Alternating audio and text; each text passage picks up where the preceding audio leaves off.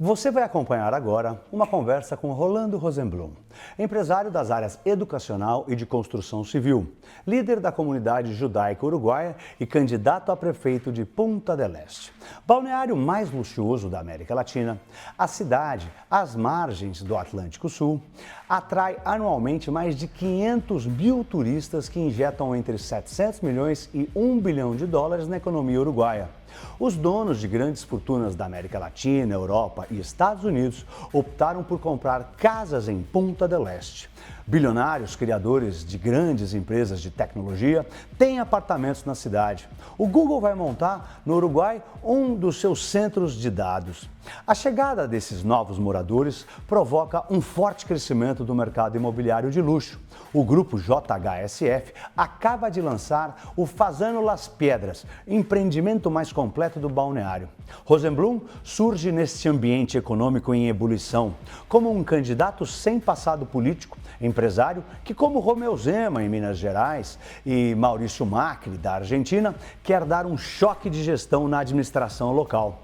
Ele propõe total transparência na administração do dinheiro público, com atenção especial ao orçamento e aos investimentos em obras. A sua plataforma propõe usar a força econômica desse turismo de luxo para transformar a vida dos moradores.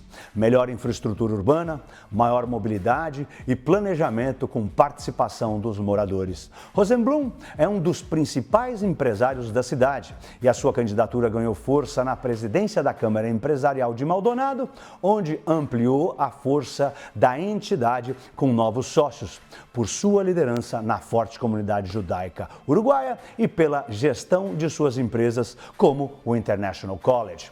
Ele buscou uma aliança com Diogo Echevarria, deputado da base na região, e ao Partido Nacional, força política conservadora que governou o país até o ano passado, e Miguel Abeia, candidato a prefeito do departamento de Maldonado.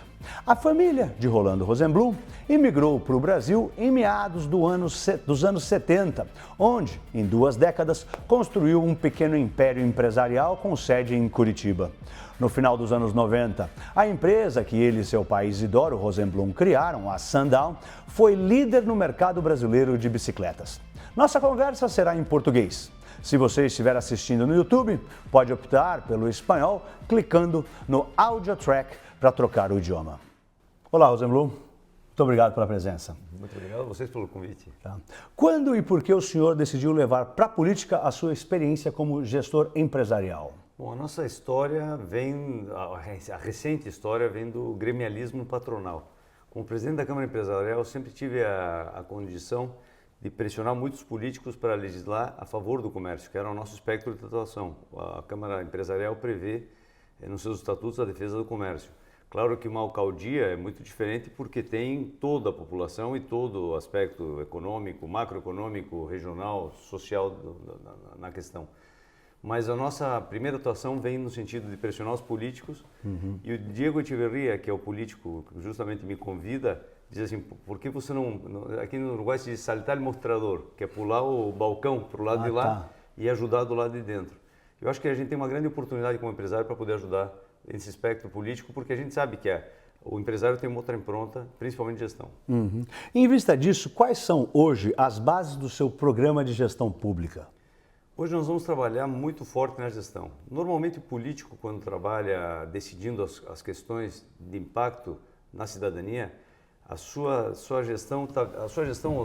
decisões estão vinculadas aos seus interesses políticos, às vezes de cargos ou às vezes eleitorais, ou principalmente de voto. Então o que a gente sente é que nesse momento Punta del Este ficou um pouco de lado nesse processo mais político, e a gente acha que é muito importante começar a ouvir a cidadania, saber quais são as dores das pessoas que moram em Punta del Este, dos órgãos que são de Punta del Este, para poder intervir diretamente na defesa de Punta del Este. Então a gente defende de que a gente precisa mudar o sistema, de vez de ser os interesses dos políticos em atuar frente aos seus interesses, às suas intenções, nós temos que considerar num processo de gestão, principalmente a população. Tá. E até que ponto as experiências como o pragmatismo de Donald Trump e Elon Musk e a do arcocapitalismo libertário de Javier Milei na Argentina motivaram a sua decisão? A gente sabe que no processo de gestão, as maiores mudanças em termos de se distanciar do sistema político vieram de gestores da iniciativa privada. E a gente tem muita confiança de que com a experiência de quem adquire a velocidade, a dinâmica, os desafios, a resiliência do empresário, esses são armas fundamentais para trabalhar na parte pública. É isso que a gente quer trazer. A gente quer trazer a experiência privada para a parte pública, distanciando da questão política. E com métricas de eficiência, métricas de gestão, com parâmetros, com normas, com procedimentos, com resultados firmes, com objetivos concretos, com uma visão unificada onde a gente quer ir. Essa é a nossa visão para a política de Maldonado. Na verdade, nós estamos visão da política, a gente quer distância política, a gente quer visão de gestão pública, diferente da política. E continuando nessa linha, o que o senhor entende como liberdade, especialmente liberdade econômica? Eu acho que a liberdade econômica é a pouca influência e pouca regulamentação, ou seja, deixar o mercado fluir. Quando normalmente a gente tem essa tendência dos políticos sempre de quererem dominar e tentar de alguma forma induzir o funcionamento e gerando uma condição artificial, isso vai contra os princípios do empresariado e contra os princípios do interesse da população. Eu acho que o livre mercado é fundamental para que as coisas se autorregulem, ou seja, oferta, demanda, que os câmbios, os mercados de capitais se ajustem sozinhos, o free flow do mercado é fundamental para toda a relação. A população quer essa relação, ela quer oportunizar o seu maior potencial. Isso só se consegue com liberdade. Tá. E levando em conta tudo que o senhor viveu como empresário e como pessoa nos últimos 30 anos, como que o seu pensamento evoluiu da gestão de empresas líderes no mercado de bicicleta e mobilete no Brasil até chegar à necessidade do envolvimento com a política? Todas as empresas, quando têm um crescimento ou têm as dores do crescimento, elas sofrem processos de troca de cultural, né? Ou seja, tem uma adaptação cultural que ela precisa sofrer. A gente entende que esse mesmo processo, quando a gente compra uma empresa ou vende uma empresa, a gente tem essas grandes mudanças na estrutura, isso dá para se fazer num governo, principalmente no Uruguai, onde a gente tem uma democracia muito estável, a gente tem uma alternância de poder muito satisfatória, os compromissos assumidos por um governo se cumprem no outro, e eu acho que a iniciativa privada tem fundamental participação. Se a gente adotar as práticas da iniciativa privada em gestão pública, a gente tem um grande potencial de crescimento, principalmente onde são cidades que ainda estão num ponto de retorno. E Punta del Este ainda tem um ponto de retorno onde precisa gestão privada na pública. Entendido. Então, o senhor chegou nessa candidatura. Como que você pretende conciliar a sua plataforma, né, na sua plataforma, as metas de um programa de governo que vai da melhoria da infraestrutura e da mobilidade urbana até a busca por seduzir mais estrangeiros para viver e investir em Punta del Este? Em primeiro lugar, a gente fez um laboratório cidadão, se chama Laboratório Cidadanos, que é identificar as dores da cidade, gerando métricas, estatística e prioridades. Com essa questão resolvida da informação, fugindo do sistema político, a gente vai poder fazer um planejamento a médio e longo prazo. Longo prazo eu digo até 15 anos e médio prazo é 5 anos o período da nossa gestão. E com relação à questão que você me pergunta, Pablo, do residente, a gente está num processo de crescimento da cidade. Com os benefícios fiscais que a Punta del Este tem, com a qualidade de vida, principalmente a questão de segurança, e com toda a questão logística de ser uma cidade ainda com perfil de interior, porque, se lembra, Punta del Este funciona com uma super ocupação, 3 meses por ano, mas 9 por mês do ano, é uma cidade de muita capacidade de receber pessoas, de muita qualidade de vida. Aqui as pessoas têm uma vida muito boa no sentido de relações sociais, todos são outsiders, então é muito boa de receber as pessoas que vêm de fora. Então a gente acha que tem um grande potencial e está crescendo todo dia mais. Punta del Este vai crescer muito em termos de residência, principalmente naquelas pessoas que conseguem ainda ter suas atividades fora e tomar risco aqui, conhecendo a dinâmica do investimento e podendo fazer investimentos novos em Punta del Este. É verdade, né? Punta del Este é uma cidade comparada com Miami, com Saint-Tropez, com os Hamptons de Long Island, né? Hoje tem cerca de 20 mil habitantes, você me disse que mais ou menos 11 mil pessoas votam, né? E essas pessoas vão lhe entregar, né, se o senhor vencer as eleições, as chaves da cidade para administrar Punta del Este. O senhor pode nos dar um perfil dos moradores daqui de Punta, onde trabalham, em que condições moram, qual o nível econômico, tem pobreza na cidade? Punta del Este tem um nível cultural muito elevado comparado com a média do país. Hoje nós temos uma classe trabalhadora muito forte, uma classe média muito importante, que são as pessoas que trabalham em Punta del Este. Nós temos um comércio importante e vivemos de duas principais atividades, que são a turística e a atividade de construção. Claro que tem outros serviços que estão chegando na cidade, como por exemplo a saúde, cada vez mais. A educação é um polo que já está se consolidando, com grandes novidades para o setor. Tem indústrias que estão vindo de Punta del Este, mas eu acho que o importante em Punta del Este é entender que é da onde a gente vem, para onde a gente vai e não perder nossa essência. O que nos trouxe até esse momento com a qualidade de Punta del Este é o balneário. A gente não pode perder a qualidade de balneário. A gente tem que simplesmente não abdicar das nossas origens e potencializar com o futuro, respeitando o meio ambiente. A questão da terceira idade é fundamental. A questão do esporte, Maldonado em si é a capital nacional do esporte. Então a gente tem muito para fazer em matéria de perpetuidade, desde que a gente respeite nossas origens e não perdamos a nossa maior vocação, que é de serviço. Tá. O senhor tem um relacionamento próximo ao ex-presidente conservador Lacalle Pou, né, do Partido Nacional. Embora a alternância de poder seja um marco da democracia uruguaia, com o senhor eleito, como que o senhor eleito vê o relacionamento com o presidente Yamandu Orsi, de centro-esquerda ou esquerda, e o que muda para Punta del Este com a sua vitória? Eu acho que o presidente Yamandu Orsi, ele vem da origem de ser o intendente do departamento de Canelones. Então ele entende muito bem. Eu me sinto muito confortável com ele porque ele vem do executivo. Quando normalmente os presidentes vêm do legislativo, eles vêm com outra experiência que não é aquela prática, é mais de legislar. Como o Yamandu Orsi vem da parte executiva, a gente acha que tem muito para intercambiar. Intercambiar é uma palavra em espanhol, para fazer intercâmbio. Para fazer trocas. Para fazer trocas e de experiências, principalmente porque ele também, Canelones também tem algum polo turístico, então ele entende as Canelones é uma outra cidade. Canelones, Montevidéu, Canelones e Punta del Este são os três principais departamentos, que seriam estados no Brasil, mais importantes do país. Então ele conhece muito bem o investimento, ele conhece muito bem o turismo, eu acho que ele tem bom diálogo.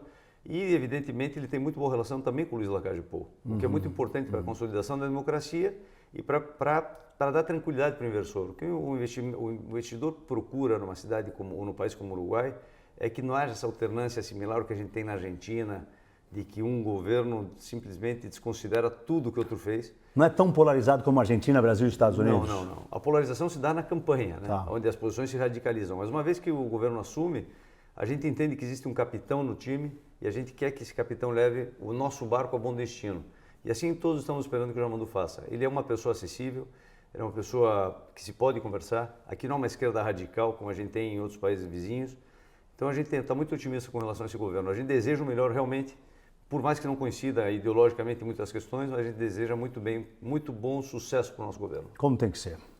A situação político-econômica da Argentina, durante os últimos governos peronistas, fortaleceu a importância de Punta del Este e o Uruguai como porto seguro para a proteção de capital de grandes fortunas. Como o senhor pretende convencer os donos de capital a ter um imóvel por aqui, morar aqui, uma vez que a cidade, se por um lado é segura, por outro não tem hospitais, de uma educação, teatros, espetáculos culturais no mesmo nível de Buenos Aires? Bom, em primeiro lugar, a gente tem que entender qual o motivo que o turista, o novo residente, vem viver aqui. O turista tem um potencial de virar residente, mas as razões são principalmente o turismo como segunda residência e, ultimamente, tem vindo muita gente se radicar diretamente em Punta del Este, não só argentinos, senão do mundo inteiro, europeus. Por exemplo, o colégio que a gente tem aqui tem 26 nacionalidades de crianças. E um dos principais motivos, fora a segunda residência, ou fora a qualidade de vida que as pessoas querem viver aqui como primeira residência, também tem um público novo que está se mudando desde a época de pandemia, que é o pessoal do investimento. Quem quer se radicar fugindo da ostensividade fiscal dos países vizinhos.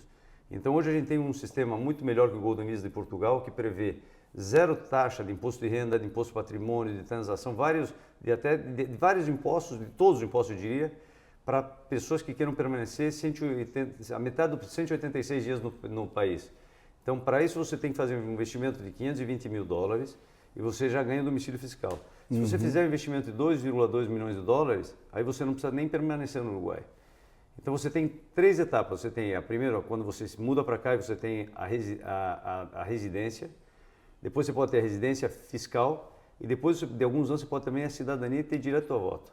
Então, o Uruguai tem um país muito aberto para o investimento de capitais e para receber esse pessoal que, por qualquer motivo, quer vir, desde o turista, passando pelo residente até o investidor.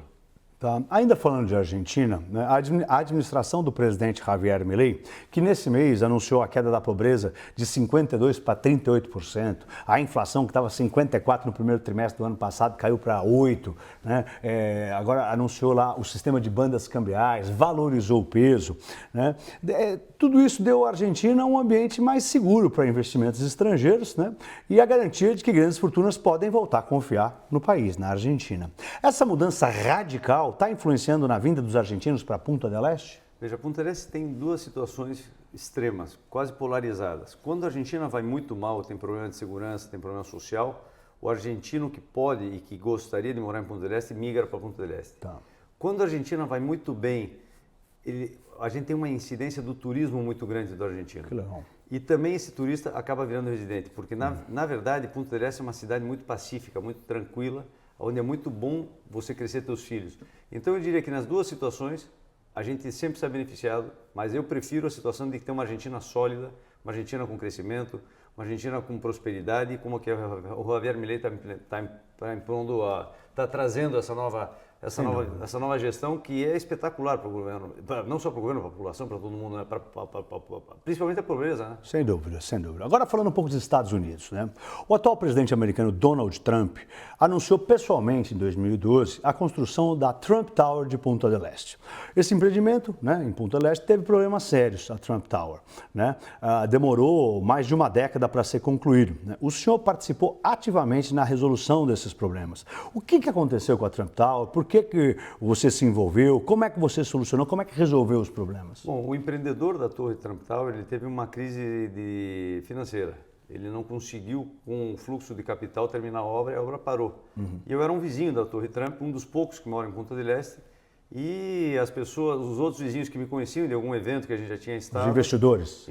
Proprietários? Tá. Proprietários, eles me conheciam e começaram a me perguntar como é que está a situação. Eu, como vizinho daqui, acabei montando um grupo de WhatsApp que acabou virando uma assembleia, que fez um fideicomisso, que é uma estruturação que deu muita credibilidade, muita transparência, e retomamos a cadeia de pagamentos, né, a corrente de pagos, como se diz aqui no Uruguai, e ativamos de volta a economia e hoje terminamos a torre. Eu liderei essa saída junto com a ajuda de um comitê que foi muito importante, mas é uma história linda de colecionar porque o símbolo do imperialismo, do capitalismo em Punta del Este estava parado, uma obra parada, na qual aqui na frente da Torre Trump tinha o Sindicato da Construção, que é de esquerda, fazia manifestações mostrando a Torre Trump com um sinal de fracasso do imperialismo. Claro. E a gente retomou esse projeto e com a ajuda de todo o governo do Luiz Lacalle Pou teve uma participação importantíssima e hoje a gente pode desfrutar desse paraíso. Né? Tá. E você participou, solucionou algum outro problema similar aqui em Punta? Eu trabalhei também num outro projeto de um edifício que estava parado desde 1982, comprei ele no leilão e a gente recuperou o edifício, hoje ele está pronto também. Então a gente, na verdade, parte da filosofia empresarial que a gente aplica em Punta del Este é que dá para fazer também projetos que você gere economia, gere circulação, gere riqueza para a região e também dá para solucionar problemas da cidade. Quando aparece uma possibilidade de a gente investir em vivenda social, que é o que é Minha Casa Minha Vida no Brasil, ou que é a nível de educação, ou de recuperar uma torre como a Torre Trump, ou de outro edifício que a gente fez, é um prazer para a gente, porque a gente sabe que a gente está fazendo benefício para a cidade e também para as pessoas da cidade. Eu tenho visto aqui em Punta vários americanos falando inglês pelas ruas e notei também vários empreendimentos de fora, como o Cipriani, o Fendi Chateau, né? Além do Fazendo Las Pedras, que já está pronto. O senhor acredita que a reeleição do Trump pode revitalizar o empreendimento e ajudar no objetivo não só de atrair capital brasileiro, argentino, mas também norte-americano e europeu para Punta del Este? Eu acho que tem um grande potencial, né? A gente sabe, por exemplo, fora esses que você falou, Paulo, a gente tem Ritz-Carlton, tem SLS, tem um projeto chamado Distrito 52, que é um bairro enorme de residencial, que vem vários serviços, inclusive novos colégios. Tá. Então a gente sabe do potencial de Punta del Este. Isso se vai dar com o tempo e a raiz também da migração das pessoas que vêm morar em Punta del Este todo ano. A cidade é irreversível o crescimento dela. E o nosso desafio é não perder a essência de balneário, como eu já disse anteriormente, para que a gente possa continuar recebendo esse outsider com o mesmo carinho como se fosse da nossa família. Essa é a qualidade de quem reside em Punta del Este. Tá. Cidades turísticas mexicanas, né, revelaram que houve esse ano um aumento do interesse de norte-americanos por imóveis, tanto para morar quanto para investir. São pessoas que temem, né, pelo futuro por conta do terremoto provocado no país, lá nos Estados Unidos, nos primeiros meses da administração Trump, que inclusive afetou todos nós com o aumento das tarifas.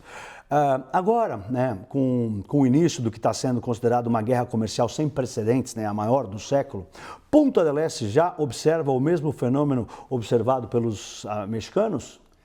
Veja, a gente tem que entender um pouquinho de Punta del Este com o contexto uruguaio. Estabilidade política, estabilidade jurídica, estabilidade econômica, estabilidade de segurança. Os seus índices de segurança não são alterados, estou falando de Punta del Este. A gente tem uma qualidade de vida muito boa aqui. Então, a gente tem pouco impacto, até pela massividade do país. É um país de pouca quantidade de gente, 3 milhões de pessoas. Então, a gente chama o Uruguai como nosso paísito. É um país que a gente leva com água nas mãos, ou seja, aqui a influência das questões negativas ela tem um menor impacto e a influência das questões positivas também. Então, a gente é muito conhecido pela estabilidade. E a alternância de poder recentemente mostra que a gente não está sujeito a tanta volatilidade quanto esses mercados que são mais emocionais, com mais eletricidade, mais temperatura.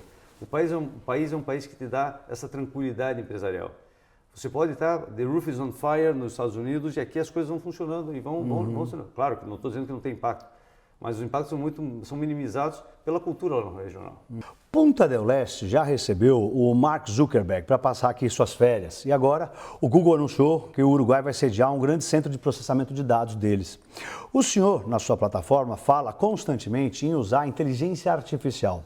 De que forma você pretende atrair os grandes grupos internacionais do setor de tecnologia para Punta del Este? Punta del Este vai ser inaugurado esse ano em Punta del Este o World Trade Center, Punta del Este, que é um free zone com incentivos fiscais, como se você não estivesse dentro do Uruguai, ou seja, você vai poder vender seus serviços para o mundo inteiro sem tributação local. Então isso, e também para os family offices, que são muito importantes, você também vai poder receber dividendos do mundo inteiro e aqui você vai ser exoneração total de impostos. Então a gente acredita muito que o instrumento World Trade Center vai ser uma fundamental para a captação desses investimentos a nível de holding, de family office e também principalmente de infraestruturas de software e de investimentos a serviços para fora do Uruguai. Né? Então, porque se você vender para o Uruguai, você internacionaliza e tem que pagar os impostos. Mas quando você trabalha numa holding dentro do World Trade Center Free Zone, você pode vender. Então, minha sugestão é para você que está pensando em ampliar seus negócios e quer um melhor planejamento tributário para a tua operação, busque o Uruguai, busque Punta del Este, dentro de Punta del Este, busque a Zona Franca do World Trade Center, que vai ser fundamental para você fazer um planejamento e vai economizar muito no teu planejamento tributário. Tá. Agora falando um pouco de Brasil. Né? A Argentina e o Brasil são vitais para a economia e o desenvolvimento da cidade que o senhor quer governar. Assim como a insegurança durante os governos peronistas na Argentina provocou uma busca por um refúgio seguro aqui, agora é o Brasil que atravessa um momento semelhante.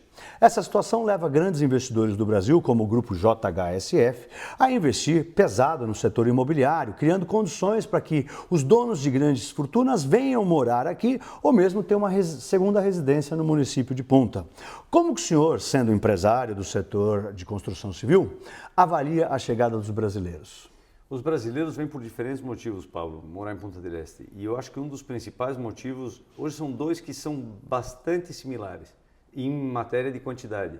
Eu acho que está dividido, quem sabe, em um 40% e um 40%, os dois motivos que eu vou te falar. O primeiro é pela questão da segurança no Brasil. Então eles não querem mais que o cidadão de bem está dentro de casa e o ladrão está na rua. Ou seja, então a gente hoje tem uma situação de segurança que dá muita migração para a Punta del Este. E a outra questão é o investimento, ou seja, que é o que a gente vinha falando do domicílio fiscal em Punta del Este. Então, as pessoas que vêm pelo domicílio fiscal também identificam boa educação, identificam boa saúde, já alternativas culturais interessantes e qualidade de vida, com todas as estabilidades que a gente já comentou anteriormente. Então, esses dois motivos, tanto a segurança como a residência fiscal, são os principais motivos de migração. E vai continuar acontecendo, né? As políticas do governo, você veja que houve alternância de poder e já existe promessa desse governo de não alterar os benefícios a curto prazo. Então, a gente recomenda se você está pensando no Uruguai, tomar uma decisão rápida, porque hoje a gente tem a segurança que os benefícios estejam vigentes. A gente não sabe o que vai acontecer daqui a alguns anos. Tá. E a sua família imigrou para o Brasil em meados dos anos 70, onde por 2 décadas construiu um pequeno império empresarial com sede em Curitiba. No final dos anos 90, a empresa que o senhor e o seu pai, Isidoro Rosenblum, criaram, a Sundown, era líder no mercado brasileiro de bicicletas. A experiência adquirida no relacionamento com o empresariado brasileiro pode ser útil na sua meta de atrair investidores e moradores do Brasil para a Punta del Este? Eu acho que quando você conhece a dinâmica do funcionamento de como o empresário brasileiro pensa na questão de investimento, que não é somente o investimento, a taxa de retorno, é o fluxo de caixa valor presente, é o múltiplo de EBITDA, que não é uma linguagem muito conhecida pelo governante. Eu acho que isso vai traduzir e vai potencializar as questões da aterrissagem desse investimento em Punta del Este. A gente aqui o que vai fazer é falar em português ou em inglês, dentro de linguagem que a gente possa, que o empresário e que o político possa também receber. Hoje em dia, você tem que ter um gestor para você transitar dentro do governo. O que a gente defende é que você tem que ser recebido por gente que entenda o teu potencial econômico, o teu potencial de investimento e o teu objetivo como investidor. Isso a gente tem muita capacidade de interpretar isso e de potencializar no mercado. A gente vai fazer um excelente trabalho com investimentos em Punta del Este. Bem dito. Agora falando um pouco de família e comunidade judaica. Eu li e ouvi muitas declarações do senhor sobre o suporte que recebeu da sua família, principalmente da sua mulher e filhos, ao tomar a decisão de entrar na política. Por que eles não só concordaram, como incentivaram você a se candidatar? Veja, Paulo, eu venho já de uma atividade, eu já dedicava 50% do meu tempo para atividades que não tinham nada a ver com a minha atividade comercial. Ou seja, quando você fala de comunidade judaica, fala de câmara empresarial, fala de solucionar problemas como o trânsito, fala de trazer projetos de segurança para a cidade, porque segurança é muito importante para a Punta del Este. A Raquel e os meus filhos, eles sabem que a minha vocação de brindar serviço para uma melhor Punta del Este é o que eu desejo e o que eu mais gosto. Tanto que eles me reclamam muito que quando tem uma atividade minha, uma atividade coletiva, eu vou sempre na atividade coletiva. Eu tenho entendimento pessoal de que o coletivo é muito mais importante que o indivíduo. E por essa razão foi irresistível para mim aceitar a proposta de vir para a gestão pública, e meus filhos também entenderam que era o que me dava prazer e o que eu posso agregar valor para uma Punta del Este melhor. Então eu agradeço, aproveito a presença da Raquel aqui, que sempre nos acompanha, para também agradecer ela, porque sem ela eu não poderia estar fazendo o que eu estou fazendo. Assim que obrigado, lindona.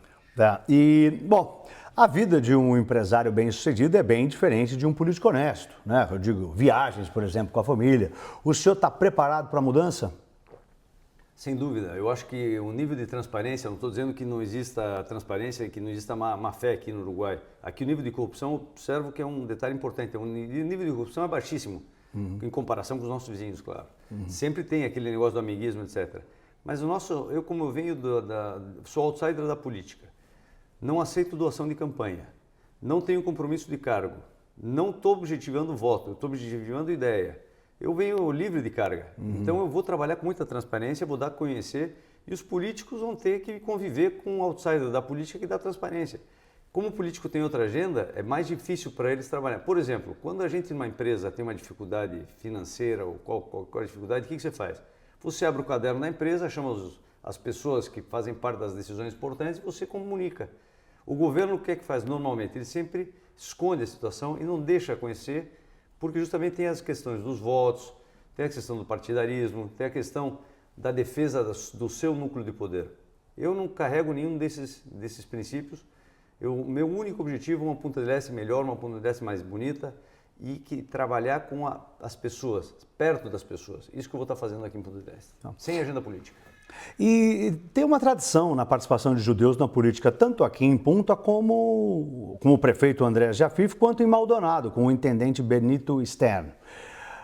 Os anos que o senhor liderou a comunidade israelita durante 2 gestões também influenciaram a sua decisão de se candidatar? Eu sempre digo o seguinte, que na comunidade judaica nós não somos judeus cidadãos, nós somos cidadãos judeus, ou seja, nós gostamos da cidade e a nova etapa de liderança comunitária está muito vinculada aos vínculos com a cidade. Antigamente, há muitos anos atrás, as comunidades eram conhecidas como fechadas. E nós, como líderes dessa nova gestão, diria, dessa nova etapa geracional, né? abrimos a comunidade para a cidadania. Nós participamos diretamente em questões políticas, questões públicas, pressionando até os governos Uma muitas nova vezes. Geração dos judeus, 20 anos mais jovens. Exatamente. A troca generacional, ela acaba trazendo um novo perfil de liderança, muito mais conectado com a cidadania, muito mais conectado com o povo. E é fonte de inspiração para a gente atuar. E é um exemplo a seguir, porque várias comunidades do mundo estão seguindo esse exemplo, e a gente sabe que o futuro é ter não só comunidades judaicas, comunidades evangélicas, católicas, todas as religiões, ou seja, muçulmanas, que têm uma preocupação com o seu entorno, não somente com a sua realidade. Tá. O senhor começou sua vida empresarial em Punta del Este há 18 anos, construindo moradias populares para 400 famílias. Como as suas empresas evoluíram de lá para cá e por que o senhor dedica uma atenção especial para os investimentos em educação?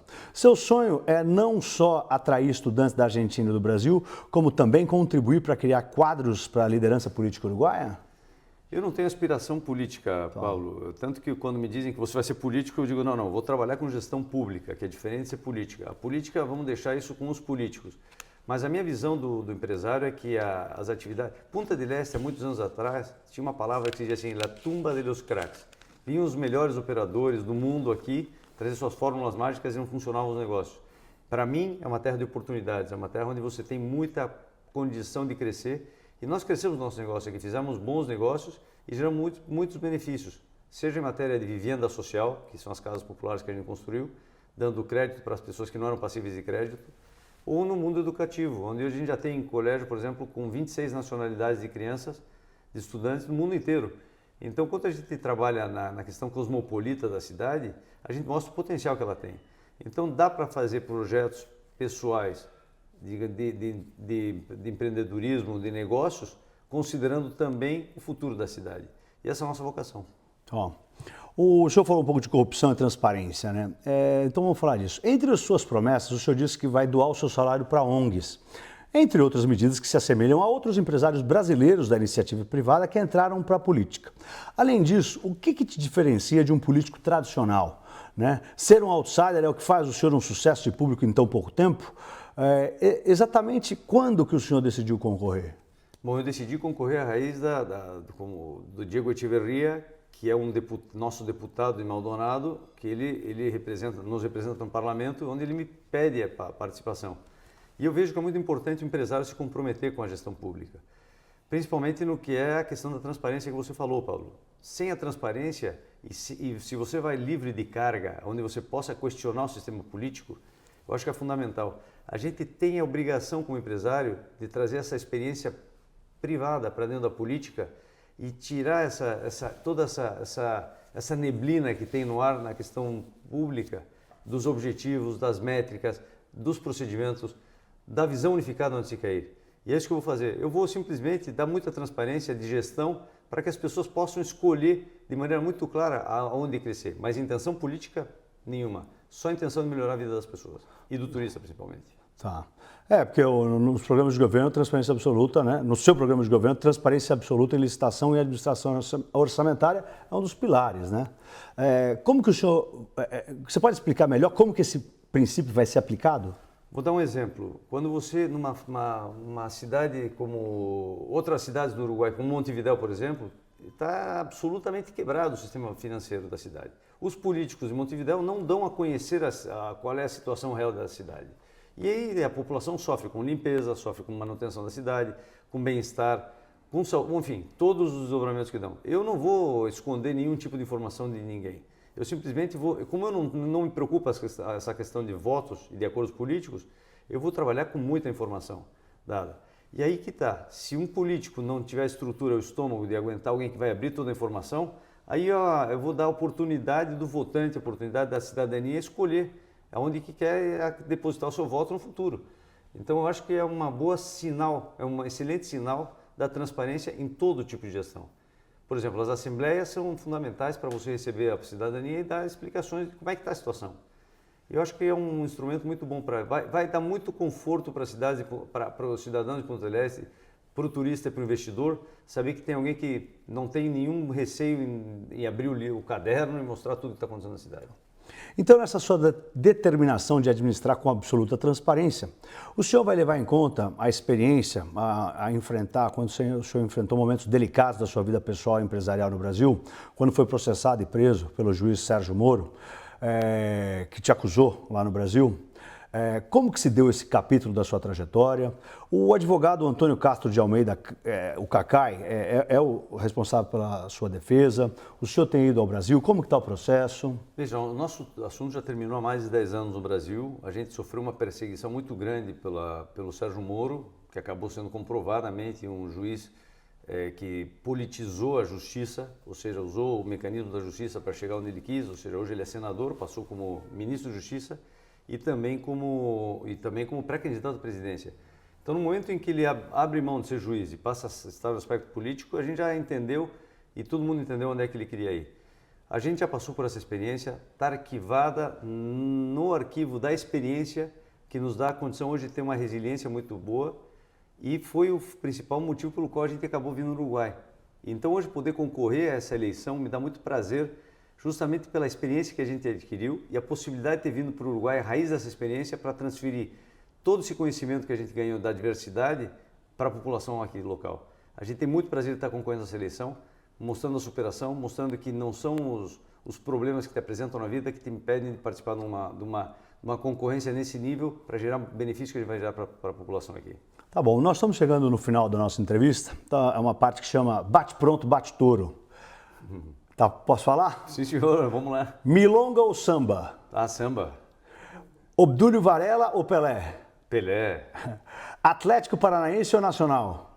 É difícil, né? Difícil porque eu brigo com um filho ou com o outro, né? Mas eu acho que o Atlético Paranaense. Montevidéu ou Curitiba? Olha, vou falar a verdade. Primeiro Punta, Aê! depois Curitiba. Tá bom. E depois Montevidéu. Tá bom, muito obrigado pela conversa. Obrigado. Foi um prazer. Prazer. É isso aí. Nos vemos na próxima. Vai, Tourinho!